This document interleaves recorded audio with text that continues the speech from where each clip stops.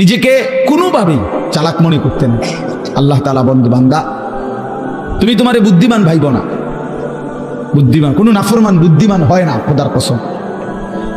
আল্লাহ তাআলা বারবার কোরআনে বলছে, কোনো বেঈমান, কোনো নাফরমান বুদ্ধিমান হয় না।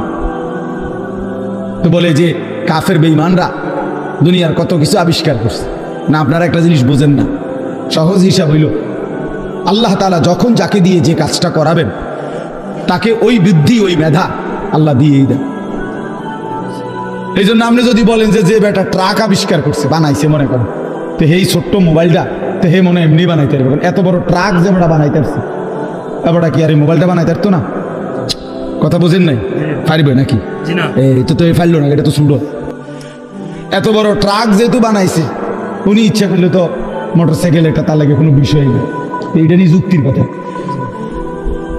বুঝছেন না হিসাবটা? না, এটা কোনো যুক্তি না। আল্লাহ তাআলা এক একজনের মাথায় এক একটা কি মেধা যোগ্যতা আল্লাহ দিয়েছেন, আল্লাহ দিয়েছেন। এই জন্য আল্লাহ তাআলা কোরআনের কারিমে বলছে সমস্ত বেঈমান লা ইয়াকিলুন, এদের আকল নেই। লা ইয়াফকাহুন, এরা বুঝে না, এরা বুঝে না। লা ইয়ালামুন, এরা কিছুই জানে না। আল্লাহকে না চিনলে কিছুই চিনা হয় না। আল্লাহর কুদরত না দেখলে আল্লাহর কসম ওই চোখ কিছুই দেখে না। আল্লাহর কথা কানে না শুনলে ওই কান মূলত বধির, সেই কান আসলে শুনেই না।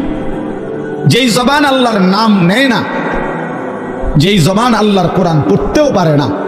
আমি তো সবসময় বলি, মুসলমান যে ব্যক্তি আল্লাহর জিকির করে না অথবা আল্লাহর কোরআন দেখে দেখেও সহি শুদ্ধ কোরআন শরীফ সাইয়া সাইয়াও পড়তে পারে না, এই লোকটা মূলত বোবা। এ আসলে কথাই জানে না। এ বাকি যেগুলো বলে বেহুদা বলে। জবান যিনি দিছেন, যার দেওয়া জবান তার নামই নিতে পারে না, তার কালামই পড়তে পারে না, তুমি তো আসলে কিছুই জানো না। এই জন্য কোরআন শরীফ আল্লাহ বলছে সমস্ত বেঈমানের দিল আছে কিন্তু বোঝে না, সমস্ত বেঈমানের কান আছে কিন্তু শুনে না, সমস্ত বেঈমানের চোখ আছে কিন্তু দেখে না। কোরআন শরীফ আছে এটা, লাহুম কুলুবুল লা ইয়াফকাহুনা বিহা ওয়া লাহুম আযানুল লা ইবসিরুনা বিহা ওয়া লাহুম আ'য়ুনুল লা ইয়াসমাউনা বিহা। আল্লাহ তাআলা বলছে বেঈমানের দিল আছে কিন্তু বোঝে না, বেঈমানের কান আছে কিন্তু শুনে না। ওই ছেলে, এই দুই ছেলে, ভাইয়া কথা বাকি থাকলে বাইরে গিয়া বলো। বেউকুফ কোথাকার, কথা বাকি থাকলে বাইরে খালি জায়গা আছে সেখানে যাও। জিন্দিগি অপদার্থ এক জিন্দিগি বানায় ফেলছে সবাই।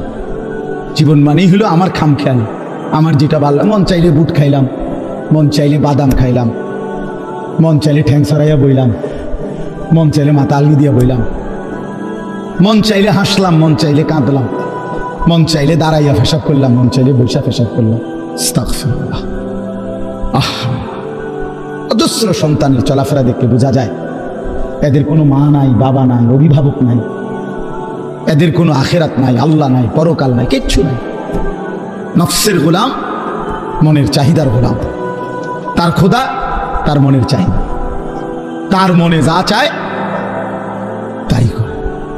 আল্লাহ তাআলা কোরআন শরীফে বলছে, সরাসরি কোরআন শরীফের আয়াত, আল্লাহ তাআলা বলেন মনের ইচ্ছাকে যে নিজের খোদা বানিয়েছে, আল্লাহ বলছে নবী শুনেন, তার পরিচয় আর কিছুই নয়, শুধুই চতুষ্পদ জন্তু, হাইওয়ান, জানোয়ার। কোরআনের আয়াত। হ্যাঁ মিয়া, কার মতো চুল রাখলা, কার মতো জামা পরলা, কার মতো প্যান্ট পরলা, সারাদিন কোথায় ঘুরলা, রাত নাই দিন নাই, ঘন্টার পর ঘন্টা মোবাইল, ছবি, নর্তকী, নাচ, আড্ডা, হাসি মস্করা, তামাশা, ফুর্তি।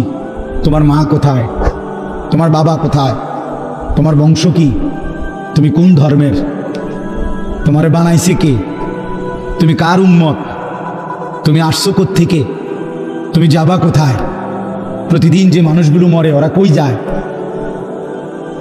এ কিছুই বোঝো না, কিছুই মনে করো না। শুরু করছে। চলো ভাই, এই জন্য বললাম বাপ, এটা জরুরি বিষয়। আমি ওই মাওলানা ইয়াহিয়ার কথা থেকে বলতেছিলাম, আল্লাহ তাআলা 24 ঘন্টা নজর রাখে। আল্লাহ তাআলা বলে, বান্দা আমি দেখি আমার চোখের সামনে তুমি কেমনে নাফরমানি করো, কেমনে নাফর। এতবার নিষেধ করলাম, একবারও আমার কথা শুনলা না। এতবার আদেশ করলাম, একবারও শুনলা না। কোরআন শরীফে আছে, আল্লাহ বলছেন ফাবিআইয়ি হাদিসিন বা'দাহু ইউমিনুন। আল্লাহ তাআলা বলেন, বান্দা কোরআনের চাইতে দামি আর কোন কথা বললে তুমি ঈমান আনতা? উফ, এর চাইতে দামি কি বললে তুমি বিশ্বাস করো? আল্লাহ তাআলা বলছে, দুনিয়াবাসী, আমার সবচেয়ে কলিজার টুকরা বন্ধু, আমার সবচেয়ে প্রিয় রসুল, আখিরি নবী, আমার বন্ধু, আমার হাবিব রসুল আকরাম সাল্লাল্লাহু আলাইহি ওয়াসাল্লাম, তাকে দিলাম তোমার জন্য। আমার সর্বশ্রেষ্ঠ কিতাব কোরআন দিলাম তোমার জন্য। এরপরেও তুমি পাত্তা দিলা না। এত বড় রসুলকেও পাত্তা দিলা না, এত বড় কিতাবকেও পাত্তা দিলা না। এরপরে আর কি দিলে ঈমান আনতা? আর কি বললে সেজদা করতা? আমার মতো মালিক আর কতবার বললে তুমি সেজদা দিতা? আমার রসুল কতবার কাঁদলে, আর কতদিন কাঁদলে? 23টা বছর তো কাঁদছেন বন্ধু আমার। সেই বন্ধু আর কত কাঁদলে তুমি নামাজ পড়তা? আম্মা জান আয়েশা রাদিয়াল্লাহু তাআলা আনহা বলেন, নবীজির স্ত্রী বলেন, আমি একদিন দেখছি এশার নামাজের কিছুক্ষণ পরে নবীজি হুজরার মধ্যে আমার কামরায়, আমার স্বামী, আমার নবী, আমার রসুল সাল্লাল্লাহু আলাইহি সাল্লাম তিনি দাঁড়াইছেন। দাঁড়িয়ে আল্লাহ তাআলার কাছে নামাজের নিয়ত বাইদা উম্মতের জন্য দোয়া করতে শুরু করছেন। আম্মা জান আয়েশা বলেন, দুনিয়াবাসী, আল্লাহর কসম, ফজরের আজানের পূর্ব পর্যন্ত এক দাঁড়ানোতে আমি দেখছি নবীজি সারাটা রাত কাঁদছেন আর উম্মতের জন্য দোয়া করছেন। সারা রাত, সারা রাত। ইন তুআযিবহুম ফাইন্নাহুম ইবাদুক ওয়া ইন তাগফির লাহুম ফাইন্নাকা আনতাল আজিজুল হাকীম। এই দোয়াটা করছে, আল্লাহ আমার উম্মত আপনার বান্দা, আপনি বানাইছেন, যারে আপনি বানাইছেন তারে আপনি চাইলেই শাস্তি দিতে পারেন, এটা তো আমি জানি। আপনি শাস্তি দিলে আপনারে বাধা দিবে কে? কারণ আপনার গোলাম, আপনার বান্দা, আপনি বানিয়েছেন, আপনি মনিব, আপনি মালিক। কিন্তু ওয়া ইন তাগফির লাহুম, ওহ, নবীজি বলেন, আল্লাহ কিন্তু এই বন্ধুর দিকে তাকাইয়া, আপনি তো আমারে খুব ভালোবাসেন, আমার দিকে তাকাইয়া যদি আমার উম্মতরে মাফ করে দেন, তাইলে আপনার বাধা দিবে কে? আপনি মাফ করে দিলে আপনারা তো কেউ কিছু বলতে পারবে না, এই ক্ষমতা তো কারো নাই। আপনি তো চাইলে মাফই করে দিতে পারেন, তো দেন না মাফ করে। এইভাবে কাঁদছেন মিয়া সাহেব, এইভাবে কাঁদছেন। রাতেও মনে পড়ে না, দিনেও মনে পড়ে না, বছরের পর বছর, দিনের পর দিন, কোনো দিন আল্লাহর কথা মনে পড়ে না, রাসূলুল্লাহ সাল্লাল্লাহু আলাইহি সাল্লামের সুন্নাতের অনুসরণ করা মনে করে না। কেমনে পার হইবেন বাপ? হ্যাঁ, এত বছর দাড়ি কাইটা আখেরাতে পার হইবেন কেমনে? 30 বছর সুদ খাইয়া আখেরাতে পার হইবেন কেমনে? হ্যাঁ, কোনো দিন ফজরের নামাজ পড়েন না, আখেরাতে পার হইবেন কেমনে? আপনার বিবি কোনোদিনও পর্দা করে না, এই বোন পার হবে কেমনে? 30 বছর ধরে প্রতিদিন আপনার ঘরে রঙিন টেলিভিশন চলে, আপনার বিবি বাচ্চারা নাচ গান নর্তকীর ছবি নাটক সিনেমা দেখে, মুক্তি পাইবেন কেমনি বাবা? বলেন, সবাই বলে, ফিকির করেন, ভেবে দেখেন। কি বুঝাই দিবেন আল্লাহকে? কি বুঝাই দিবেন রাসূলুল্লাহ সাল্লাল্লাহু আলাইহি সাল্লাম? নবীজি কিছুই জিজ্ঞেস করবে না? কি মনে করেন আপনারা এমনি সবাই সুপারিশ করবে মানে কি? কিছুই জিজ্ঞাসা না, কোনো কাগজপত্র কিছুই দেখবে না নাকি? কথা বলেন না তো, তাইলে রাসূলুল্লাহ সাল্লাল্লাহু আলাইহি সাল্লাম সুপারিশ করবে মানে কি? মানে কোনো কথা নাই, শুধু আমরা গিয়ে দাঁড়াইবেন আর আমরা ব্যস্ত বুঝ দিয়ে লাগবে নাকি? তো তাইলে হিসাব করলো কেন? ডান কাদের বাম কাদের ফেরেশতা লিখলো কেন? আমলনামা তৈরি হইল কেন? মিজানের পাল্লায় ওজন হবে কেন? হাসরের ময়দান, বিচারের ময়দান বলা হইল কেন? বুঝেন নাই কথা? তো এই জন্য এটা অনুভব করা উচিত। রাসূলুল্লাহ সাল্লাল্লাহু আলাইহি সাল্লাম সরাসরি তাফসিরে আছে, আমরা পড়ছি বাবা। আল্লাহ তাআলা যেদিন নবীকে বলছেন, বন্ধু আপনার সামনে আমি আপনার উম্মতের আমলনামা খুলব, এই কথা নবী যখন শুনছেন, আল্লাহ নবী সাল্লাল্লাহু আলাইহি ওয়াসাল্লাম অঝরে কাঁদছেন। কেন কাঁদছেন? মুহাদ্দিসিনে কেরাম বলে, নবীজি চিন্তা করছে, ভাবতেছিলেন, হায় আমার উম্মতের আমলনামা যদি আমার সামনে খুলে আর আমি যদি দেখি পৃষ্ঠার পর পৃষ্ঠা গুনাহ নাফরমানি, আমি সেই চেহারা আমার মালিকের সামনে কেমনে দেখাবো? আমি কেমনে বলবো সর্বশ্রেষ্ঠ নবীর উম্মত এমন নাফরমান কেমনে হয়?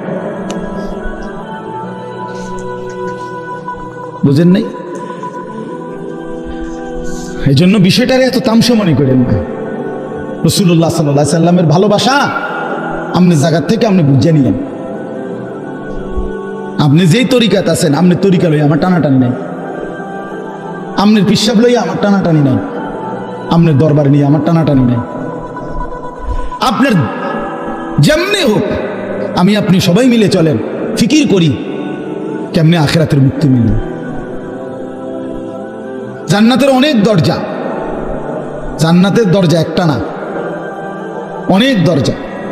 যে কোনো এক দরজা দিয়ে ঢুকতেই, এই এখন শুনামো আপনাকে, এখন পড়ছি, ওয়ানাযা'না মা ফি সুদুরিহিম মিন গিল্লি, আল্লাহ বলেন আমার যতগুলো বান্দাকে আমি জান্নাত দেব, ঢুকবার আগেই আমি তাদের কলিজা থেকে চিরদিনের জন্য হিংসা, বিদ্বেষ, রাগ, ক্ষোভ, ক্রোধ সরাই দেব।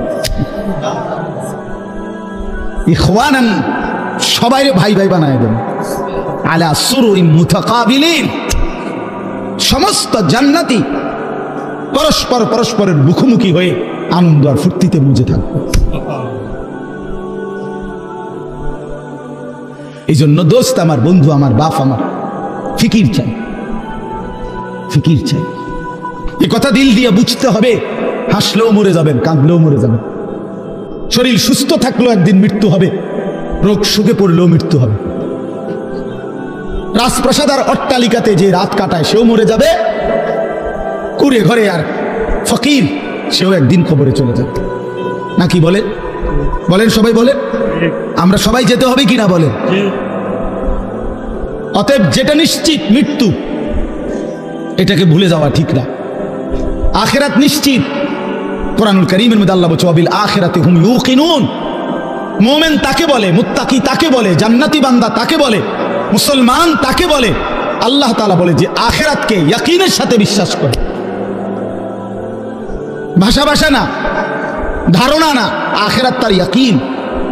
আগুনে লাগলে পুড়ে যায়, এটা আমাদের ধারণা না, ইয়াকিন। কথা বুঝেন নাই আমার? আগুনে পুড়ে যায়, আমরা সবাই ইয়াকিন, বিশ্বাস করি। এটা পানিতে ডুবে যায়, এটা আমাদের ইয়াকিন, এটা ধারণা না। মানুষে তো কয় আগুনে বলে ফুরে যায়, মনে ফুরেও হইতেও পারে, এমনি নি মানুষে কয় এটা। তো আল্লাহ তাআলা বলেন, বান্দা আখিরাতের ব্যাপারটা তুমি এই মনে করো না যে আরে হুজুররা তো কয়, বারবার কয়, মনে হইতেও পারে, হইতেও পারে, হ্যাঁ এটারই আখিরাত না। সাহাবায়ে কেরাম রাসূলুল্লাহ সাল্লাল্লাহু আলাইহি ওয়াসাল্লামের সোহবতে, সান্নিধ্যে, কিতাবের মধ্যে আমরা পড়ছি, সাহাবীদের হালাত ছিল এমন যেন তারা আখিরাতকে 24 ঘন্টা চোখের সামনে দেখতেন। ওয়াবিল আখিরাতি হুম ইউকিনুন, আখিরাতের ব্যাপারে ইয়াকিন, একেবারে মজবুত ইয়াকিন। আল্লাহ তাআলা এটা চাইছেন, আখিরাত যেন বান্দা 1 সেকেন্ডের জন্য ভুলে না যায়, মৃত্যুকে যেন ভুলে না যায়।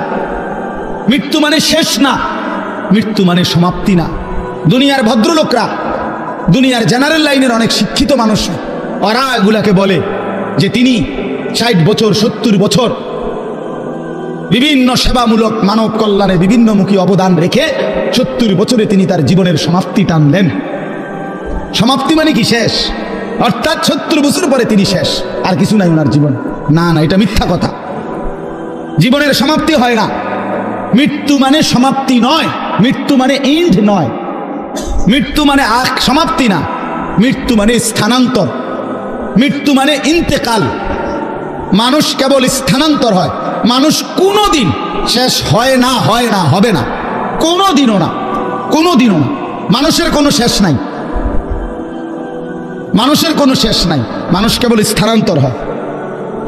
হ্যাঁ, মাটি থেকে মানুষ বীর্যের ফোঁটা হয়, আল্লাহর কুদরতে বীর্যের ফোঁটা থেকে মায়ের জরায়ুতে যায়, মায়ের জরায়ু থেকে 9 মাসে ধীরে ধীরে পরিবর্তন হতে হতে একদিন মায়ের পেট থেকে মানব সন্তান হয়ে বের হয়, আবার পরিবর্তন হয়, আবার পরিবর্তন হইয়া কিশোর, যুবক, বৃদ্ধ অথবা তার আগেই কবরে চলে যায়। কবর থেকে আবার হাসরের মাঠে, হাসরের মাঠ থেকে আবার আমলনামা নিবে, আল্লাহর মুখোমুখি যাবে, মিজানের পাল্লার সামনে ওজনের জন্য যাবে, ফুলসিরাত পার হবে, জান্নাত কিংবা জাহান্নামে যাবে। তো জান্নাতে গেলেও, এই ভাই এই কথাটা বুঝলেই বুঝবেন, জান্নাতে গেলেও চিরস্থায়ী, জাহান্নামে গেলেও চিরস্থায়ী। খালিদিনা ফিহা আবাদা, কোরআন শরীফে বারবার এই কথাটা আছে। জান্নাতে, সমস্ত জান্নাতে জান্নাতি থাকবে অনন্তকাল, চিরস্থায়ী, জাহান্নামেও চিরস্থায়ী। তো মানুষ শেষ হইল কেমন? কথা বোঝেন নাই? মানুষ শেষ হয়েছে তাইলে? মানুষ যদি জান্নাতে যায় তাইলেও স্থায়ী, যদি জাহান্নামে যায় তাইলেও কি শেষ হইল? শেষ নাই, অনন্তকাল, অনন্তকাল। এই জন্য আখিরাত ভুলতে নাই। যে আখিরাত ভুলে যায়, মৃত্যুকে ভুলে যায়, আল্লাহর কসম, এটা বোঝা উচিত। আমিও, আপনিও, বাবারাও, নওজোয়ানরাও, পর্দার আড়ালের মা বোনরাও, আখিরাত ভুলে গেলে মুসলমান থাকে না। পরকাল যার জেহেন থেকে সরে গেছে, যার ধ্যানে, চিন্তায়, চেতনায়, চলাফেরায়, উঠা বসায়, লেনদেনে আখিরাত, আখিরাতের বলতে কিছুই তার মনে নাই, তারে মুসলমান বলে না, মুসলমান বলে না। পৃথিবীর আর কোনো ধর্মাবলম্বীদের কাছে আখিরাতের ব্যাপারে স্পষ্ট কোনো ধারণা নাই। হিন্দু ধর্মের অনুসারী যারা, তারা মনে করে মৃত্যুর পরে মানুষ আবার পুনর্জন্ম হয়, জন্মান্তর হিন্দু ধর্মের একটা গুরুত্বপূর্ণ বিশ্বাস তাদের। আবার পুনরায় জন্ম হয়, প্রথম জন্মে যদি সে ভালো কাজ করে, পরের জন্মে আপনার বড়, তাদের উত্তম মানুষ, তাদের ধর্মে যারা মনে, তাদের মতো হয়ে আসে। আর যদি প্রথম জন্মে মন্দ কাজ করে, পরের জন্মে বিভিন্ন জীব জন্তু কীট পতঙ্গের মতো হইয়া জন্ম নেয়। এইটা তাদের বিশ্বাস। ইয়াহুদি ধর্ম যারা, ইয়াহুদি, ওই যে ইসরায়েলের যে কুত্তারা মুসলমান মারে, ওই বেঈমানদের আকীদা হলো পরকালে যদি বিচার হয় তাইলে আমাদের সর্বোচ্চ 40 দিন, আমরা মুসা আলাইহিস সালামের কথা শুনি নাই, এই জন্য হয়তো 40 দিনে হালকা কিছু পিঠা টিটা দিতে পারে, এর বেশি দিবে না কাউরে। 41 দিনের দিন সব স্বর্গে চলে যাবে। হ্যাঁ, এটা কোরআন শরীফে আছে। এটা এইভাবে খ্রিস্টানদের আকীদা হইল, এই যে সারা পৃথিবীর যত খ্রিস্টান, ইউরোপের, তাদের কথা হইল, আমরা পৃথিবীতে যত অপরাধই করি না কেন, আমাদের পরকালের সমস্ত অপরাধ মোচন করে আমাদেরকে স্বর্গে নিয়ে যাওয়ার জন্য আমাদের যে ঈসা আল্লাহর পুত্র, নাউজুবিল্লাহ, দিয়েছেন, উনি সমস্ত পাপ নিজের কাঁধে তুলে নিয়ে আমাদেরকে স্বর্গে নিয়ে যাবেন। পাগলের কি পরিমাণ মাথা খারাপ! আমার এক হুজুরে বলতেন, আরে প্রথম মাথা খারাপ হইলে কয় পাগল, এরপরে আবার মাথা খারাপ হইলে কি করবে, তখন বলবে আর যে পাগলের মাথা খারাপ। প্রথম তো মাথা খারাপ হয়েছিল আর পাগল হয়েছে, এখন আবার কি হয়েছে? আগে তার সিট ছিল 3-4টা, অনসি পুরাডি ছিঁড়ে গেছে। এই ধরনের মাথা খারাপ এরা। তাইলে বিশ্বাস করেন ভাই, পৃথিবীর কারো কাছে কবর, হাসর, মিজান, আমলনামা, আল্লাহর মুখোমুখি দাঁড়ানো, মিজানের পাল্লায় ওজন হওয়া, ফুলসিরাত, জান্নাত জাহান্নাম, বিচার আচার, হিসাব কিতাব, এগুলো নিয়ে স্বচ্ছ, পবিত্র, সঠিক, বিশুদ্ধ ধারণা কারো কাছে নাই। একমাত্র আল্লাহর কোরআন, প্রিয় নবী সাল্লাল্লাহু আলাইহি ওয়াসাল্লামের হাদিস, এর মধ্যেই কবর, হাসর, আখিরাত, পরকালের সঠিক পূর্ণ বিবরণ আল্লাহ এবং তার রাসূল পেশ করেছেন। বলেন আলহামদুলিল্লাহ। নবী সাল্লাল্লাহু আলাইহি ওয়াসাল্লাম ভাঙ্গা ভাঙ্গা বলছে, আমরা হাদিসে পড়ছি, নবীজি সাল্লাল্লাহু আলাইহি ওয়াসাল্লাম জানাজা পড়তে গেছে, হযরত বারা ইবনে আযিব থেকে বর্ণিত, তিনি বলেন যে আমরা নবীজির সাথে এক সাহাবীর জানাজা পড়তে গেছি। তো যেখানে জানাজা হবে ওইখানে গিয়া দেখলো, নবীজি দেখলেন এখনো কবর খোঁড়া শেষ হয় নাই। বলেন মা ইয়ালহাদ, কবর খোঁড়া এখনো শেষ হয় নাই, তাহলে আরো সময় লাগবে 20-25 মিনিট, কথার কথা। তো এখন কবর খোঁড়া যদি শেষ না হয় তো জানাজা পড়বো কেমনে? কবর তো রেডি হয়েছে না এখন। তো নবীজি সাল্লাল্লাহু আলাইহি সাল্লাম সাথে সাথে ওইখানেই বসে গেছেন। সাহাবীরা গোল হয়ে চারদিকে বসছে, ওই যারা জানাজা পড়তে আসছিল। আল্লাহ নবী সাল্লাল্লাহু আলাইহি সাল্লাম হাতের মধ্যে একটা লাঠি, মানে কাঠি, এই ছোট মনে করেন একটা কাঠির মতো কিছু নিয়া নবী সাল্লাল্লাহু আলাইহি সাল্লাম মাথা নোয়াইয়া ওই মাটির মধ্যে কিছুক্ষণ এরকম আঁকাআঁকি করছে। হযরত বারা সাহাবী বলেন, কোনো মানুষ চিন্তিত হইলে যেরকম নিজে নিজে যেরকম দাগ দেয়, মানে মনে করেন আপনি একটা কিছু গভীর চিন্তা করতেছেন, তো হাতের মধ্যে একটা চাবি আছে, দেখবে চাবিটারে সে ঘুরায়, অথবা একটা না একটা কিছু, মানে বোঝা যাচ্ছে একটা কি আছে, চিন্তার মধ্যে আছে। তো সাহাবী বলেন যে ওই ছোট যে লাঠিটা, এটা এরকম দাগ দিতেছে, আঁক দিতেছে, আমরা বুঝতেছি যে গভীর কোনো চিন্তা করতেছে। এরপরে নবীজি বললেন সাহাবীদেরকে 3 বার, প্রথম বললেন ইস্তাইযু মিন আযাবিল কবর, সাহাবীরা আল্লাহর কাছে দিবানিশি কবরের আযাব থেকে পানাহ চাও, কবরের আযাব থেকে আল্লাহর কাছে মুক্তি চাও। 3 বার বলছে কথাটা। এরপরে নবীজি সাল্লাল্লাহু আলাইহি ওয়াসাল্লাম এক টানা লম্বা হাদিস, 2 পৃষ্ঠার মতো বড় কিতাবে আল্লাহ নবী সাল্লাল্লাহু আলাইহি ওয়াসাল্লাম এই কোন ব্যক্তির নেককারের রুহু কেমনে কবজ হয়, নাফরমানের রুহু কেমনে কবজ হয়, এই 2টা থেকে শুরু করে কবরের পুরা ঘটনাটা আল্লাহ নবী সাল্লাল্লাহু আলাইহি ওয়াসাল্লাম বলছেন। সাহাবীরা মনোযোগ দিয়ে শুনছেন, চোখের পানি ফেলে কাঁদছেন। আল্লাহ নবী সাল্লাল্লাহু আলাইহি ওয়াসাল্লাম বলেন, সাহাবীরা শোনো, কোন নাফরমানের মৃত্যুর যখন পাপীর সময় হয়, মালাকুল মউত আজরাইল আয়েশা প্রথম ডাক দেয় যে হে অপবিত্র আত্মা, আইয়াতুহান নাফসুল খাবিসা, এই খবিশ আত্মা বের হও, উখরুজি ইলা সাখাতিল্লাহ, আল্লাহর অসন্তুষ্টির দিকে বের হও। নবীজি বলেন নাফরমান পাপী, আল্লাহর অবাধ্য, তার রুহুটা তখন বের হতে চায় না। মালাকুল মউত আজরাইল কলিজাটার মধ্যে খপ করে ধইরা রুহুটা কলিজা থেকে টান দিয়া ছিঁড়ে ফেললেই রুহুটা তখন এই কণ্ঠনালীর কাছে, এখানে কণ্ঠনালীর যে শেষ জায়গা, এখানে এসে আটকায়া যায়। এই কলিজা থেকে ছিঁড়া এখানে যখন আটকায়, আল্লাহ নবী সাল্লাল্লাহু আলাইহি সাল্লাম বলেন আর বের হতে চায় না।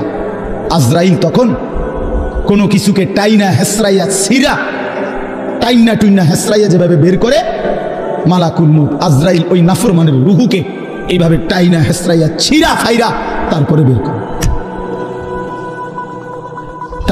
করে,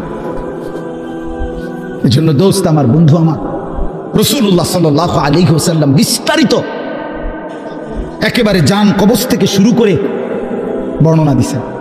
কোরআন শরীফ আল্লাহ বারবার বলছেন ফালাউলা ইযা বালাগাতিল হুলকুম, রব্বুল আলামিন বলে কোন নাফরমানের রুহু যখন ছিঁড়ে গিয়ে কণ্ঠনালীতে এসে পৌঁছে, ওয়া আনতুম হিনা ইদিন তানজুরুন, তোমরা আশপাশের আত্মীয় স্বজন তখন তার দিকে তাকিয়ে থাকো, ওয়া নাহনু আকরাবু ইলাইহি মিনকুম ওয়ালাকিন লা তুবসিরুন, আমি আল্লাহ তো তখন সামনেই থাকি কিন্তু তোমরা দেখো না। বলেন না, আল্লাহ বলেন আমিও দেখি, তোমরাও তাকায়া দেখো। তার রুহুটা বের হতে চাচ্ছে না, কণ্ঠনালীর কাছে আইসা আটকায় গেছে। এরপর আল্লাহ বলেন ফালাউলা ইন কুনতুম গায়রা মাদিনিন, যদি তোমরা মনে করো কবর নাই, আখিরাত নাই, পরকাল বলতে কিছু নাই, তারজিউনাহা ইন কুনতুম সাদিকিন, যদি তোমাদের এই কথাটাই সত্য হয়, তাইলে এই নাফরমানের রুহুটা তার কণ্ঠনালী থেকে টেনে তার কলজার মধ্যে ফিরিয়ে দাও, দেখো না পারো কিনা। তাহলে বলেন সম্ভব তখন, মানে কেউ পারবে তো তখন নাকি? কোরআন শরীফের জন্য আছে, আল্লাহ বলছে আউলা লাকা ফাআউলা, সুম্মা আউলা লাকা ফাআউলা। আল্লাহ বলে নাফরমান বান্দা মনে রেখো, তুমি 4 বার কষ্ট পাইবা, তুমি 4 বার যন্ত্রণা পাইবা, তুমি 4 বার আযাব পাইবা। আমি আল্লাহ বলে রাখলাম আউলা লাকা ফাআউলা সুম্মা আউলা লাকা ফাআউলা। একবার জান কবজের সময় কষ্ট পাইবা, 2 নম্বরে কবরে কষ্ট পাইবা, 3 নম্বরে হাসরের ময়দানে কষ্ট পাইবা, 4 নম্বরে জাহান্নামে কষ্ট পাইবা, জাহান্নামে কষ্ট। এই জন্য ভাই আমি আপনাদের কাছে এবার আসেন, যেই আয়াতগুলো পড়ছি এই আর অল্প একটু সময়, এই আয়াতগুলো রাতের 11:30 বাজে, চিন্তা করেন বাইরে, এরপরও মানুষ কথা, কি আকল কি দেমা, এরা থামবে কখন? চিন্তা করেন, মানুষের বিবেক রাতের 11:30 বাজে গেছে, এরপরও বাহিরে কিছু মানুষ, আরে বাবা তুমি আপনি ঘুমাইলেই তো ভালো।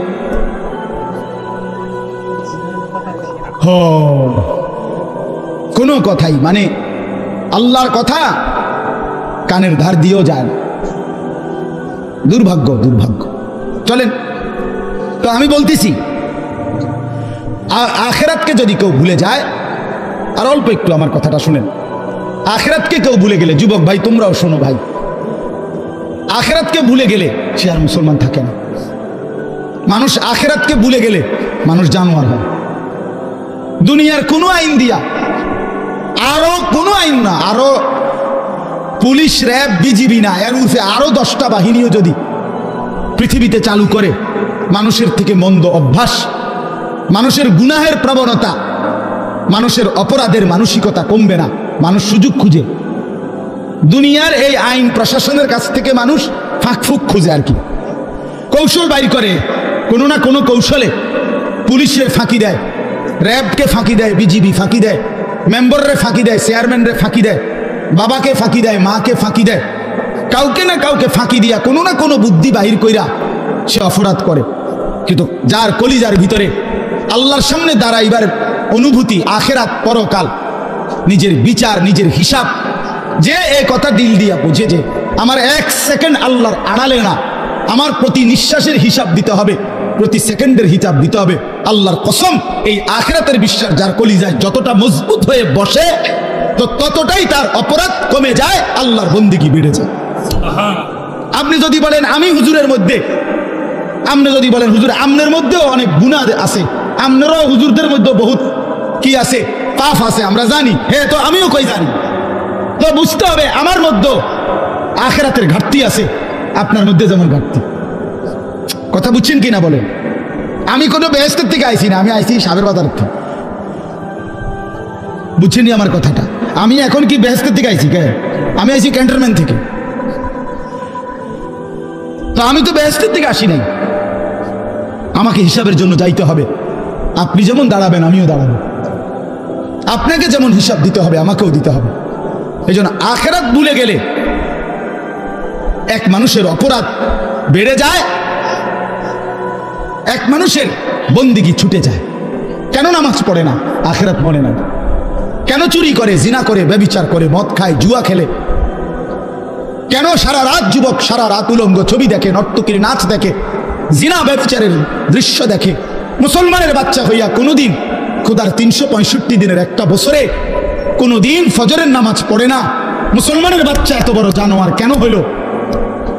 মুসলমানের ঘরে জন্ম নিয়া এত বড় হাইওয়ান কেমনে হইল? এক মহিলা 30 বছর ধরে বেপর্দা, মুসলমান হওয়ার পর কেমনে হইল? একজন মুসলমান হওয়ার পরে 30টা বছর ধরে সে কেমনে সুদ খায়, কিস্তি নেয়, এত মিথ্যা কথা, এত গালিগালাজ কেমনে করে? 60টা বছর হয়ে গেছে বুড়া মিয়া এখনো বিড়ি খায় কেমনে? 60 বছর বয়স এখনো সাদওয়ানে বৈশা টেলিভিশনে নর্তকীর নাচ দেখে কেমনে? কারণ আখিরাত ভুলে গেছে। কি ভুলে গেছে বলেন না কেন? অথবা আখিরাত মনে আছে, তবে আখিরাতকে সামান্য কিছু মনে গেছে। এই মনে ঘন্টা 2-1 একটা বিষয়, হয়তো 2টা থাপড় চটকনা দিয়া, বুঝেন না কথা? 2-1টা থাপ্পড় টাপ্পড় দিয়া মনে কি করে দিব? ছেড়ে দিব। অথচ বিষয়টা তো এমন না। আল্লাহ তাআলা কোরআনে বলছে হাসরের ময়দানের একদিন, এক এক দিন, প্রতিদিন এক এক দিন 50,000 বছর। কোরআন শরীফের আয়াত, এটা কোনো হুজুরের ব্যাখ্যা না, ডাইরেক্ট কোরআনের আয়াত। ফি ইয়াউমিন কানা মিকদারুহু 50 আলফা সানা, প্রতিদিন একদিন হাসরের ময়দানের 50,000 বছর। 50,000 বছর একটা প্রচন্ড গরমের জায়গার মধ্যে আপনারই যদি 4টা ঘন্টা 5টা ঘন্টা চারিদিকে কোনো দরজা নাই, জানালা নাই, পুরা গরমের মধ্যে এই প্রচন্ড গরমের সিজনে যদি বসায় রাখে 10টা ঘন্টা, আমি তো পাগল হয়ে যাব।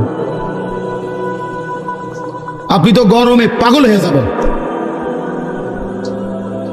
তো 50,000 বছর একদিনে মাথার উপরে সূর্যটা থাকলে দোস্ত আমার কি হবে অবস্থা? পায়ের নিচের জমিন তামার মতো হলে কি হবে?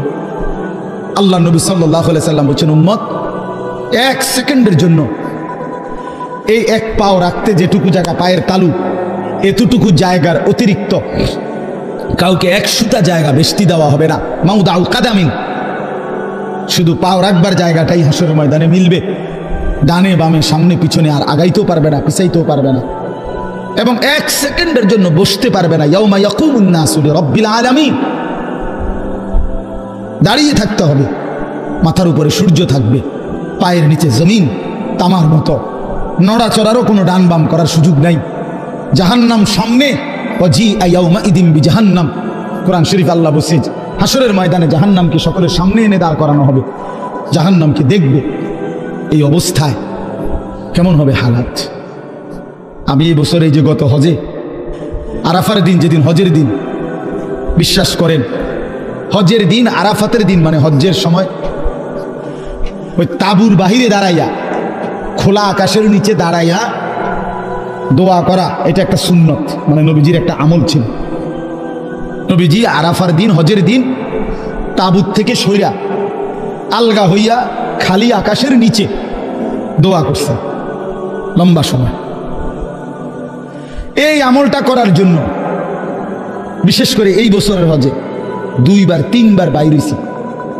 কদ্দুর 2টা মিনিটও বিশ্বাস করেন মনে হচ্ছে যেন না আগুনের গোলা মারতে আছে। সব গরম কাহাকে বলে, একেবারে পুড়ে গেছে পাউডা পুড়া। আমি বাড়িতে আসার পরও তো প্রায় 15-20 দিন আমার হাতের কোনো সুদ আসিল না, এত গরম ছিল এবছর।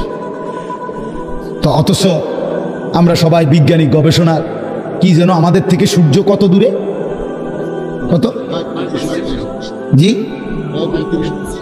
আচ্ছা এই ধরেন না যে দূর দূরে, এই 2,86,000 কোণ আর 30 লক্ষ মাইল দূরে কোণ, যাই বলেন অনেক দূরে কিনা বলেন না, এই লক্ষ লক্ষ মাইল দূরে সূর্যের তাপে যদি এই অবস্থা হয়, তো মাথার উপরের সূর্যের কি অবস্থা হয়? কেন নামাজ পড়ো না ভাইয়া? এই বাপ মুসলমানের বাচ্চা, কেন নামাজ পড়ো না? ছেলেরা আমার কেন নামাজ পড়ো না? কেন নামাজ পড়ো? মালিক আর কেমনে বললে নামাজ পড়তে? রাসূলুল্লাহ সাল্লাল্লাহু আলাইহি ওয়াসাল্লাম হাসরের ময়দানে জিজ্ঞাসা করবে, উম্মত পিঠটা তায়েফের পাথরের আঘাতে চাল্লির মতো ছিদ্র বানায় ফেলছিলাম, ক্ষুধার কষ্টে পেটে পাথর বাঁধছিলাম, 3 মাস আমার ঘরের চুলায় আগুন জ্বলে নাই, আমি উম্মত দান দান শহীদ করে রক্তে ভাসে গেছি, 23টা বছর আমি কোনোদিন ঠিক মতো ঘুমাই নাই, এত কাঁদলাম, এত রক্ত ঝরাইলাম, বিনিময়ে তোর কলজাটা নরম করতে পারলাম না, তোর দিলটা নরম করতে পারলাম না উম্মত। আমি আর কত কাঁদলে তুই আমার কথা শুনতা? আমি আর কত রক্ত ঝরাইলে আমি নবীর কথা মনে পড়তো? বলে কি বলবেন ভাই, বলেন কি জবাব হতে পারে তখন? আল্লাহ আল্লাহ আমাদেরকে বুঝ দান করে। এই জন্য চলেন আমরা, আল্লাহ তাআলা আমাদেরকে বলছে, বান্দা তুমি জান্নাতে যাইতে হলে তাকওয়া অর্জন করতে হবে। ঈমান তোমারে আমি এমনিই দিলাম, জন্মসূত্রেই মায়ের পেট থেকে বের হইছ, সাথে আমি ঈমানের দৌলত আমি তোমারে দিয়া দিছিলাম। মুসলমান মায়ের ঘরে জন্ম দিয়া ঈমান আমি তোমারে এমনিই দিছি। সর্বশ্রেষ্ঠ সম্পদ আমি এমনিই দিলাম, এবার তুমি আমার সাথে আরেকটা নিয়ামত তাকওয়া, এটা সাথে বুঝাইয়া দাও। ঈমান আর তাকওয়া আমার হাতে তুলে দিবা, আমার জান্নাত আমি তোমার হাতে তুলে দেব। এই তাকওয়া বুঝাইয়া দাও। ঈমানের পরে প্রত্যেকটা মুমিনের কাছে, মুসলমানের কাছে আল্লাহর পাকের চাওয়া তাকওয়া। আল্লাহ যেন বলে, ইসলাম তো তোমারে দিলাম, মুমিন তো তোমার পরিচয় হইল, তুমি তো নিজেরাই বলতেছো তুমি মুসলমান, তুমিই বলতেছো তুমি মুমিন।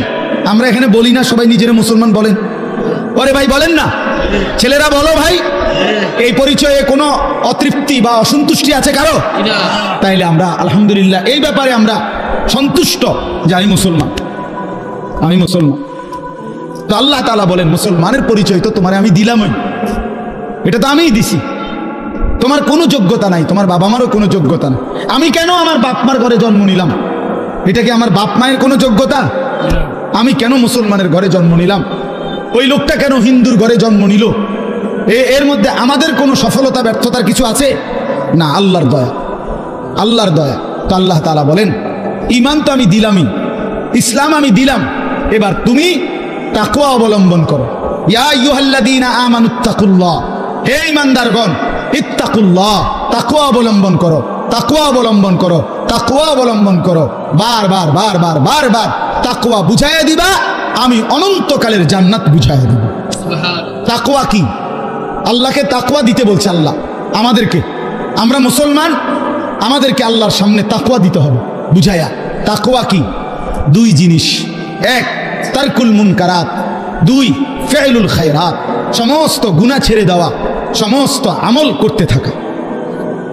আল্লাহ তাআলা বলছে, গুনাহ ছেড়ে দাও, বন্দিগিতে লেগে যাও, আমার হুকুম পালন করো, আমার নিষেধ বর্জন করো। আমার হুকুম, আমার রসুলের হুকুম যা তা আমারই হুকুম, আমার রসুলের নিষেধ যা তা আমারই নিষেধ। কারণ নবী সাল্লাল্লাহু আলাইহি সাল্লাম নিজের থেকে কিছুই বলেন নাই, করতেও বলেন নাই, ছাড়তেও বলেন নাই। কথা বলেন না কেন? নবী যা করতে বলছেন তাও আল্লাহর পক্ষ থেকে, যা ছাড়তে বলছেন তাও কার পক্ষ থেকে? আল্লাহর পক্ষ থেকে। তাহলে আল্লাহ এবং তার রসুলের হুকুম এটা বললে যেই কথা, আপনি আল্লাহর হুকুম বললেও নবীজির কথা অন্তর্ভুক্ত। কারণ আল্লাহর হুকুম, আল্লাহর যাবতীয় কথা, কোরআনের প্রতি অক্ষর এই পৃথিবীবাসী রাসূলুল্লাহ সাল্লাল্লাহু আলাইহি সাল্লামের জবান ছাড়া আর কারো কণ্ঠে শুনে নাই। কথা বলেন, কোরআন শরীফের একটি অক্ষরও পৃথিবীবাসী অন্য কারো মুখ দিয়া প্রথম শুনে নাই। প্রতিটা শব্দ কোরআন শুনছে কার জবান দিয়া? রাসূলুল্লাহ সাল্লাল্লাহু আলাইহি সাল্লামের জবান দিয়া। নাজিল তো করছেন আল্লাহ, কিন্তু পুরা 30 পারা কোরআন আল্লাহ নবীজির সিনাত নাজিল করছে। এরপরে বলছেন আমনে কোন, আমনে কোন, তো নবীজি শুনাইছে। এজন্য আল্লাহ তাআলা বলেন, বান্দা গুনাহ ছেড়ে দাও, নেক আমলে লেগে যাও। তাহলে তাকওয়া বলে গুনাহ বর্জন করো। বাফ কষ্ট হইতেছে আমি জানি, রাত হয়ে গেছে, আমি শেষ করতে চাচ্ছি। আমি আপনাদেরকে বুঝাই, আবারও বলি, মনে কষ্ট নিয়েন না। কোনো মুসলমান নামাজ পড়ে, সে নামাজি। কোনো মুসলমান রোজা রাখে, সে রোজাদার। কোনো মুসলমান হজ করছে, সে হাজি সাহেব। এগুলো ঠিক আছে, কিন্তু কোনো মুসলমান দিনদার, কোনো মুসলমান ফরহেজগার, কোনো মুসলমান আল্লাহওয়ালা, এইটা বলতে হইলে শুধু নামাজ, শুধু রোজা, শুধু যাকাত, শুধু জিকির যথেষ্ট নয়, বরং পুরা দিন মানা জরুরি। প্রতিটা হালাল আপনাকেই মানতে হবে, প্রতিটা হারাম আপনাকেই ছাড়তে হবে, আমারও ছাড়তে হবে, আমারও ছাড়তে হবে। সমস্ত ইবাদত করতে হবে। জিকির তো আপনি খুব করেন, মাশাআল্লাহ, অনেক নেকি, কিন্তু আপনার উপরে যে হজ ফরজ। রোজা তো আপনি মাশাআল্লাহ খুব রাখেন, কিন্তু আপনার উপরে যে যাকাত ফরজ, সেটা কই? সেটা কই? আপনি নামাজ রোজা তো মাশাআল্লাহ খুব করেন, কিন্তু আপনার বউ বাচ্চার যে তাদেরকে নামাজ পড়তে বলা, তাদেরকে আল্লাহর ইবাদতের উপরে উঠাবার চেষ্টা করা, এটাও যে আপনার উপরে ফরজ দায়িত্ব, সেটা কই? আপনি দি ফুলারে কিছু কর না। তে আমনের ঘরে 16 বছরের এত বড় ডাকাত কোনোদিন নামাজ পড়ে না, একদিনও ফজরের নামাজ পড়ে না। আপনি এই ঘরে ঘুমান, আমনের ফুলাও এই ঘরে ঘুমায়, এত বড় জানোয়ার আমনের ঘরে ঘুমায় কেন? হ্যাঁ, এত বড় হাইওয়ান, এত বড় চতুষ্পদ জন্তু মুসলমানের ঘরে ঘুমায় কেন? এই নাফরমান কতদিন পরে নামাজ পড়বে বলেন? আপনার বিবি কত বছর পরে পর্দা করবে? আপনি যদি বলেন আমি কইছি তো, শুনে না। কয়বার কইছেন? 950 বছর। তো নূহ আলাইহিস সালাম তো 950 বছর বলছে। আপনি যদি কইছেন সর্বোচ্চ 10 বার, 50 বার, আর মনে করেন আপনি 50,000 বারে কইছেন, তো 50,000 বার বলার পরে অথবা 3 বছর বলছেন অথবা 10 বছর বলছেন, তো 10 বছর পরে আর বলতে হবে না। এই ছুটি আপনার কে দিল? আমার কথাটা বুঝছেন? আমি যে হুজুর বিশ্বাস করেন, আমি তারে বলতে বলতে মনে 50,000 বার কইছি, তো আচ্ছা, তো ঠিক আছে, আমি ধরে নিলাম, বিশ্বাসও করলাম। তো 50,000 বার বলার পরে ছুটি, এই কথা আপনার কে অনুমতি দিন? আছে এমন কোনো অনুমতি নাই। এই জন্য বাবাদেরকে বলি, সন্তানের, স্ত্রীর, ঘরের মানুষ যারা আপনার ছেলে মেয়ে বউ বাচ্চা, এদের ঈমানের ফিকির, আখিরাতের ফিকির, নামাজের ফিকির, ইবাদতের ফিকির, আল্লাহর কসম এটা হলো আপনার প্রথম প্রধান মূল দায়িত্ব। ভাত মাছ চাল ডাল, ঘর সংসার ফার্নিচার, বিদেশ কিংবা দেশ, চাকরি কিংবা ব্যবসা, দোকান কিংবা ভিট, ক্ষেত কিংবা খামার, এগুলোর ব্যবস্থা পারলে করলেন, না পারলে যদি না করতে পারেন, আল্লাহর কসম আখিরাতে কোনো জবাব দিতে হবে না। আপনার ছেলে মেয়ের জন্য যদি আপনি বিল্ডিং করে দিতে না পারেন, খাট বানায় দিতে না পারেন, তারে যদি আপনি বিদেশ না পাঠাইতে পারেন, এর জন্য হাসরে আপনি আটকাবেন না। কিন্তু তারে কেন নামাজ পড়তে বললেন না, সেজদা দিতে বললেন না, পর্দা করতে বললেন না, তারে কেন গুনাহ ছাড়াইতে চেষ্টা করলেন না, তারে কেন টেলিভিশন, মোবাইল, নাটক, সিনেমার থেকে বাঁচাইতে চেষ্টা করলেন না, এই জন্য আপনি আল্লাহর কাছে জবাবদিহি করতে হবে। এই আমরা আমাদের চেষ্টা করলাম আপনার ঘরে বুঝায় করার জন্য। তো আল্লাহ তাআলা বলেন, বান্দা তাকওয়া বুঝায় দাও, আমার জান্নাত বুঝে নাও। গুনাহ ছেড়ে দিলে বলে হুজুর আমি সব পারবো কিনা, আপনি সব পারবেন কিনা? সব বলতে আপনি কয়টা বুঝছেন? আপনি জানেননি মোট শরীয়তের বিধান, বলে যে শরীয়তের বিধান হইল করণীয় হইল মোট 30টা, বর্জনীয় হইল মোট 28টা। এরকম আপনি শুরু না করবেন, আপনি শুরু করবেন, আপনি যাবেন আল্লাহর হুকুম মানার জন্য, আপনি আগাবেন 1 কদম, রব্বে কারীম রহমত নিয়ে আসবেন 100 কদম। আল্লাহ বলছে বান্দা তুমি আইসো 1 বিঘত, আমি আসবো 1 হাত। তুমি আসবা 1 হাত, আমি রহমত নিয়ে আসবো 2 হাত। তুমি আসবা হাঁটতে হাঁটতে, আমি রহমত মাগফিরাত নিয়ে আসবো দৌড়তে দৌড়তে। কাজেই বান্দা তুমি ঘাবড়াইও না, আমি তো আছি বান্দা। মা তো 2 বছরের বাচ্চারে হাঁটা শিখায় যখন, তো একটু দূরে দাঁড় করাইয়া, মা এই পাশে দাঁড়াইয়া, আব্বু আব্বু আসো আসো হাঁটো, তো 2 কদম 1 কদম। মাও তো জানে হে এই থেকে এই দূর আইতারতো না, ঠিক কিনা বলেন? কিন্তু মার উদ্দেশ্য কি? মহিলাটার উদ্দেশ্য হইলো বাচ্চাটা আমার 2টা কদম দিলেই হে পড়ে যাবে, কিন্তু আমি দৌড়াই আগে দৌড়ালাম। এই জন্য 2 কদম দিলেই বাচ্চা যখন পড়ে যাইতে লাগে, মা দৌড়াইয়েই কোলে নিয়া আদর দিয়া চুমা দিয়া জড়াই দিয়া। রব্বুল আলামিন বলে বান্দা তো আমার দুর্বলী, বান্দা তো আমার পুরো হক আদায় করতে পারবে না, কিন্তু আমার বান্দা আগায় আসলে, আমি তার দিল দেখলে, আন্তরিকতা দেখলে, গুনাহ ছেড়ে দিলে, আমি আল্লাহ লক্ষ কোটি গুণ রহমত নিয়ে তার কাছে আগায় আসবো। আল্লাহ তাআলা বলছে বান্দা তুমি রাতে আসলে আমি রাতে আসবো, তুমি দিনে আসলে আমি দিনে আসবো। তুমি পুরা পৃথিবীর সমস্ত বালুকণা পরিমাণ গুনাহ নিয়ে আসলে, আমার কাছে মাফ চাইলে, চোখের পানি ফেললে, আমি আল্লাহ তাআলা সমপরিমাণ মাগফিরাত নিয়ে তোমার কাছে আসবো। হাদিস এটা। এই জন্য আমরা প্রত্যেকেই চেষ্টা করি। আমার দ্বারা হইতো না এ কথা মুসলমান বলতে পারে না, মুমিন এ কথা বললে হবে না রে বাপ। আপনি পারবেন, আপনি পারবেন। নেক আমল, আল্লাহর হুকুম পালন করার নিজেরও চেষ্টা করেন, বউ বাচ্চার জন্য চেষ্টা করেন। আর যুবক ছেলে তোমরা ভাই নিজে নষ্ট করো না। এই রাত গভীরে এই বন্ধু আমি বললাম ভাই আমার, নিজের চরিত্র, নিজের আখলাক, নিজের জীবন, নিজের যৌবন নষ্ট করো না। একদিন দুনিয়ায়ও কষ্ট হবে, আখিরাতেও কষ্ট হবে। আখলাক চরিত্র যে নষ্ট করে, এই উলঙ্গ ছবি, নর্তকীর ছবি, জিনা ব্যভিচারের ছবি, নারীর ছবি, আল্লাহর কসম প্রতিটা তোমার যৌবনের শক্তি দুনিয়ার মধ্যেই নষ্ট করে দেয়। আখিরাতের বরবাদি তো আছেই, দুনিয়ারও শক্তি সামর্থ্য যৌবন যৌন শক্তি নষ্ট করবে। এই জন্য দুনিয়াও কষ্ট হবে, আখিরাতও কষ্ট হবে। তুমি ব্যক্তিগতভাবে না জানলেও আমি জানি, হাজারো শত শত যুবকের সাথে আমার ব্যক্তিগত সম্পর্ক আছে, ব্যক্তিগত মহব্বত আছে আমার সাথে। এরকম অসংখ্য যুবকের চোখের পানি এই এতগুলো মানুষের সামনে আল্লাহর কসম আমি দেখছি। তুমি জানো না, নষ্ট নারী, নষ্ট ছবি দেখতে দেখতে নিজের শরীর সক্ষমতা কি পরিমাণ নষ্ট করে ফেলছে, নিজের হাত নিজের নাফরমানি গুনার মধ্যে ব্যবহার করে কি পরিমাণ বরবাদ করে দিছে, সারা রাত নিজের জীবন কি পরিমাণ শেষ করে দিছে। এখন একাকী নিভৃতে কাঁদে, মা জানে না, বাবা জানে না, পৃথিবীর কেউ জানে না, দুঃখে দুঃখে কাঁদে। আমি এমন শত শত যুবক আমাদের সাথে তো কথা বলে, কাঁদে, দোয়া চায়, কি করব বলে। তোমার কাছে তো কইতো না, তোমার কাছে বলবে কেন? আল্লাহ আমাদেরকে মাফ করে দেন। এই জন্য আমি অনেক ছেলে দেখা বললাম, দয়া করে নিজের আখলাক নিজের চরিত্র নষ্ট করলে মানুষ আর মানুষ থাকে না।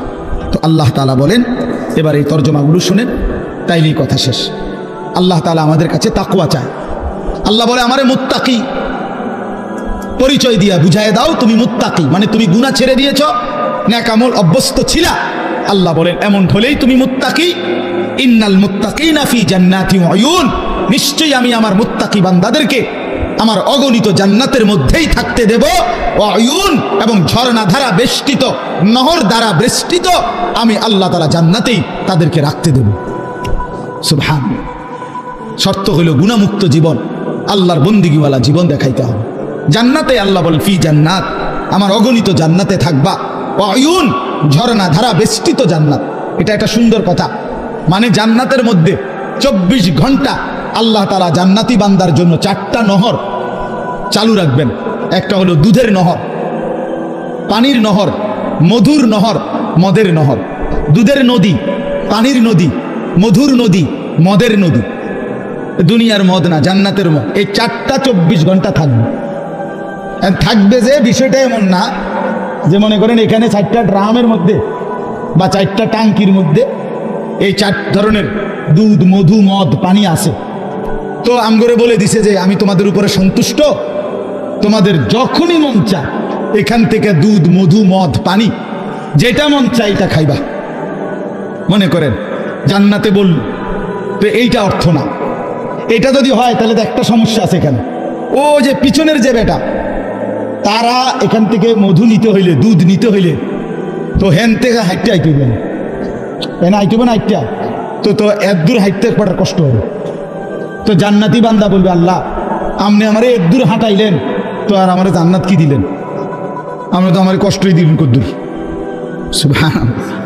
তাফসীরের মধ্যে জন্য লিখছে, জান্নাতি বান্দা যখন জান্নাতে যেখানেই থাকবে, দাঁড়ানো, বসা, শোয়া, হাঁটতে থাকুক, ডান দিকে থাকুক, বাম দিকে থাকুক, সামনে থাকুক, পিছনে থাকুক, যেখানেই থাকুক, 24 ঘন্টা তার পাশে এই 4টা নহর, নদী, ঝর্ণা বইতে থাকবে। তুমি হাইটে যাইতে হবে না এক কদম, তোমার লগেই থাকবে একসাথে। এইটারে কয় ওয়ায়ুন জান্নাতিন তাজরি মিন তাহতিহাল আনহার। এইটার অর্থটা সারাক্ষণ সারাক্ষণ আল্লাহ আমাদেরকে তৌফিক দান করেন। মালিক তো জান্নাত বান্দাদের জন্যই বানাইছে, মুসলমানদের জন্যই বানাইছে। তো আমরা তো মুসলমান, আমরা আল্লাহর কাছে জান্নাত চাইতে পারি না? কথা বলেন না, চাইতে পারি আমরা? আলহামদুলিল্লাহ। এরপরে আল্লাহ তাআলা বলেন, উদখুলুহা বিসালামিন আমিনিন। আল্লাহর ফেরেশতারা বলবে, হে আল্লাহর বান্দা, চির শান্তি এবং চির নিরাপত্তার সাথে জান্নাতে ঢোকো। আর কোনোদিন অশান্তি মিলবে না, আর কোনোদিন বিপদ মুসিবত আসবে না। চিরদিনের জন্য শান্তি, চিরদিনের জন্য নিরাপদ জায়গায় ঢোকো। 3 নাম্বার আল্লাহ বলেন, ওই যেটা বলে ফেলছি, ওয়া নাযা'না মা ফি সুদুরিহিম মিন গিল্লিন। আমি আল্লাহ তাআলা প্রতিটা জান্নাতি বান্দা জান্নাতে ঢুকবার আগেই তার দিল থেকে হিংসা, বিদ্বেষ, রাগ, ক্রোধ এগুলা খুলে ফেলে দেব। ইখওয়ানান আলা সুররিন মুতাকাবিলিন। পরস্পর জান্নাতি বান্দা ভাই ভাই হবে, আরো মজার বিষয় এখানে বলছি, সকলেই যখন যে অবস্থায় থাকুক, দাঁড়াইয়া থাকুক, বসে থাকুক, শুয়ে থাকুক, 1 সেকেন্ডের জন্য জান্নাতি, কেউ কারো পিছনে হবে না। বুঝছেন না? এই ভাই তো আপনার পিছনে, মনে করেন জান্নাতে আছে কিন্তু ওটা পিছনে পড়ে গেছে, আপনারা পিছনে ওনারা সামনে, হোক না যা মনে করেন পুরোটাই এসি ঠিক আছে কিন্তু আপনি তো পিছনে। তো আল্লাহ তাআলা বলছে এমন হবে না। আপনারা এখন পিছনে পিছনে না, একজনের পিছনে একজন, তো মনে করেন এটা পুরোটাই জান্নাত, কিন্তু আমরা তো পিছে পড়ে গেছে। সে যদি আবার কয় আচ্ছা জান্নাতে আছি ঠিক আছে কিন্তু আমি তো পিছনে, বুঝেন নাই কথা? তো আল্লাহ তাআলা বলেন আলা সুরুরিন মুতাকাবিলিন, না বান্দা এমন হবে না, বরং যখন দাঁড়িয়ে থাকো আর বসে থাকো আর শুয়ে থাকো, পিছনে কোনোদিন হবে না। 24 ঘন্টা মুতাকাবিলিন, জান্নাতি বান্দা পরস্পর মুখোমুখি থাকবে। যদি বলেন এটা কিভাবে সম্ভব, তো ওইখানে গেলেই তো আমরা দেখুন কেমন সম্ভব। হেসিমে আপনি আমার বুঝাই কইবেন এইভাবে, আমিও আপনার বুঝাই কইবেন এই যে এইভাবে হয়েছে। লা ইয়ামাসসুহুম ফিহা নাসাবুন, রব্বুল আলামিন বলে 1,00,000 কোটি বছরে জান্নাতীর কোনোদিন কোনো ক্লান্তি আসবে না। দুনিয়ায় দুঃখেও মানুষের ক্লান্ত হয়, আবার সুখেও ক্লান্ত হয়, হাসতে হাসতেও কাহিল হয়ে যায়, কানতে কানতেও কাহিল হয়ে যায়, খেলতে খেলতেও দুর্বল হয়ে যায়, হয় না? অনেকক্ষণ ধরে খেলতেছে তো এখন কি লাগতেছে? কাহিল লাগতেছে।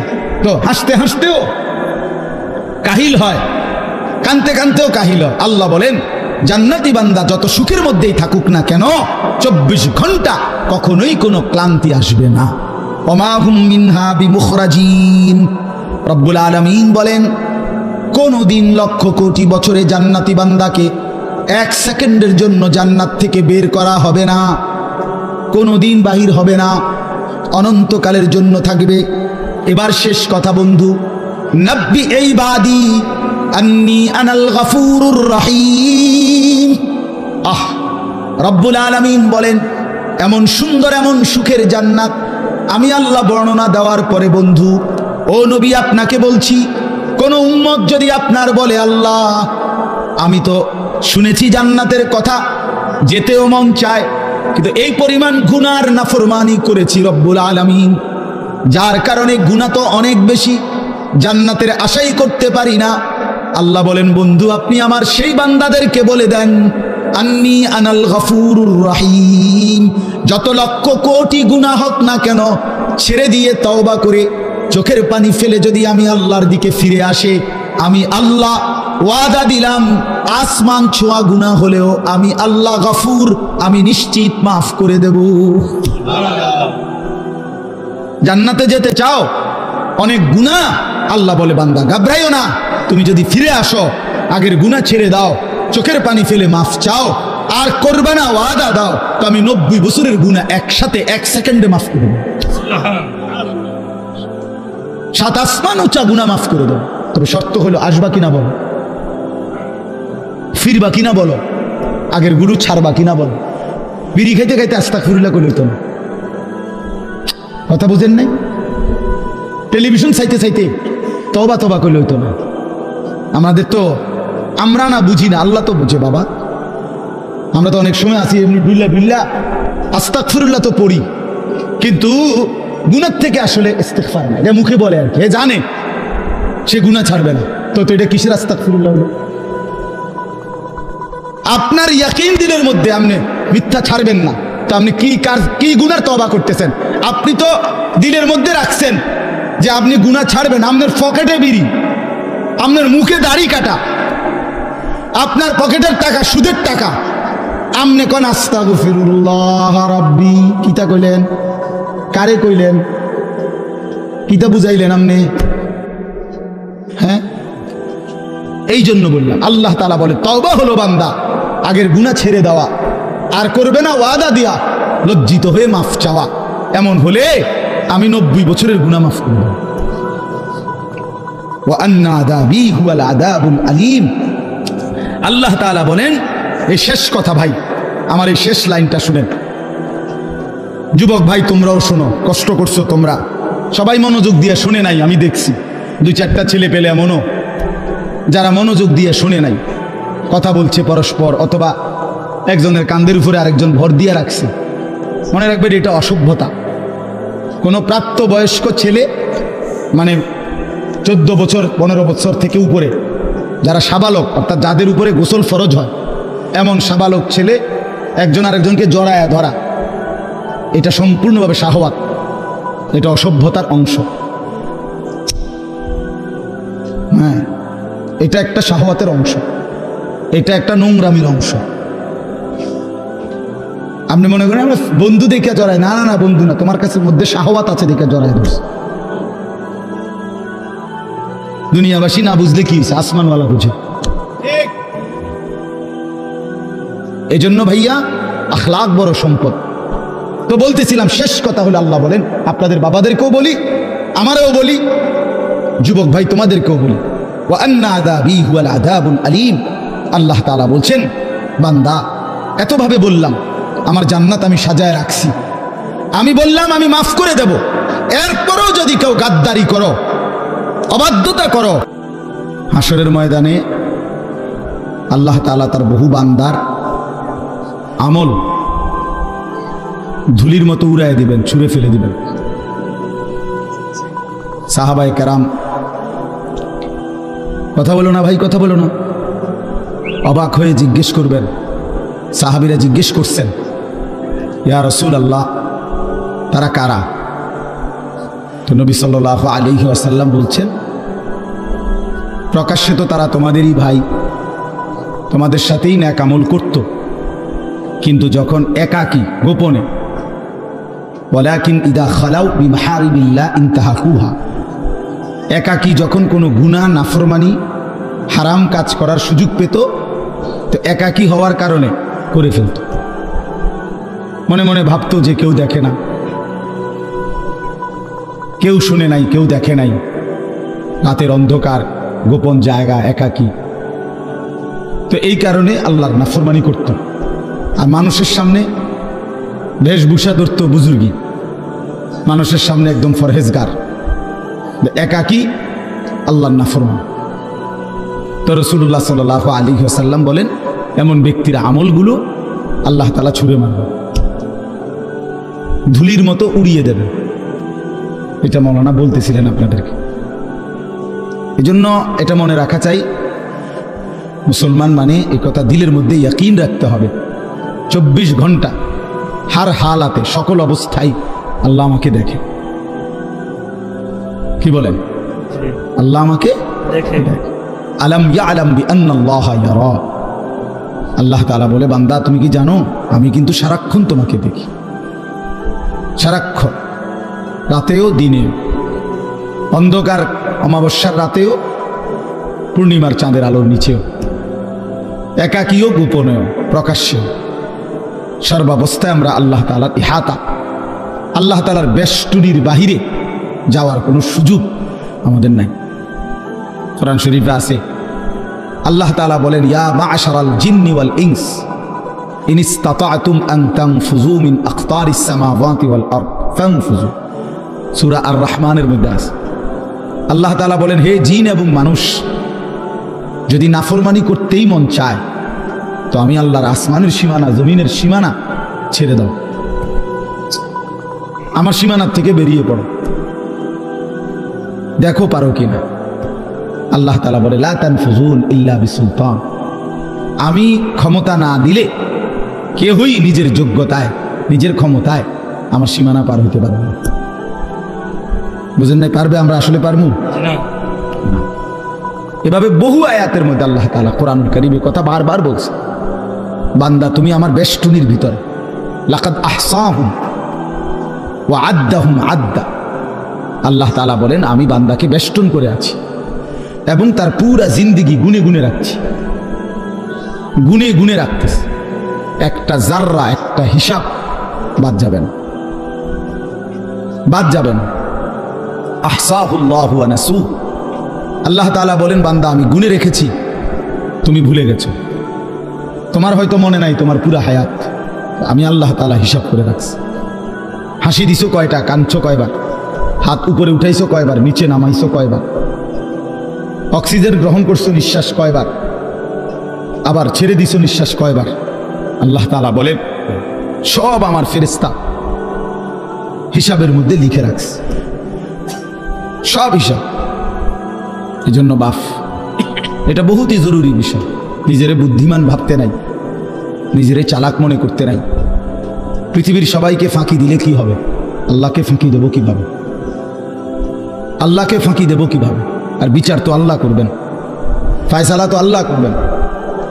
দুনিয়ার সবাই বলল ভালো, মালিক জানে আমি অসৎ, লাভ কি হবে? এই জন্য আমরা প্রত্যেকেই একাকী গুনার ব্যাপারে সতর্ক থাকি।